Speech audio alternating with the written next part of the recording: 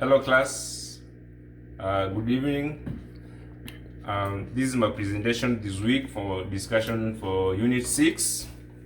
This week we are looking at relational databases or the SQL.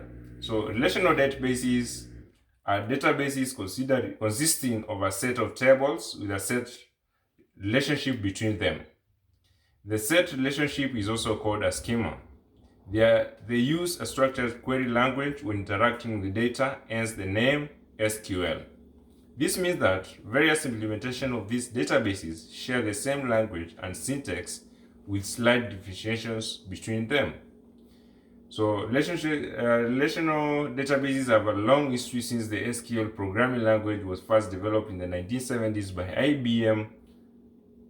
IBM researchers, that is Raymond Boyce and Donald Chamberlain. Therefore, they have been time tested and their strengths and weaknesses have been documented and ascertained.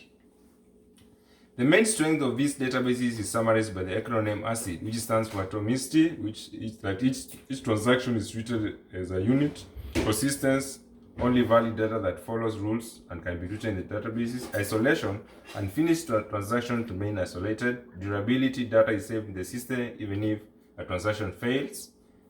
So examples of SQL databases management systems are Oracle database and MySQL. Then I can also go ahead and define a little bit of non-relational databases, that is a stark opposite in the sense that they are schema agnostic.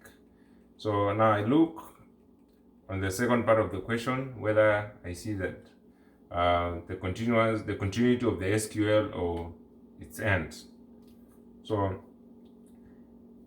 I propose a continuous growth of NoSQL at the expense of SQL because of the following factors. Number one, NoSQL databases are easily scalable. Number two, SQL databases on the other hand undo all data in one instance. If anything happens to that particular database, everything comes to a halt. Number three, the ability to run separate instances of a database in production means that NoSQL databases are cheaper to maintain, especially as data grows. Number three, artificial intelligence is the largest growing sector in the information world. Most machine learning algorithms require training using huge unstructured datasets, which are usually stored by NoSQL databases.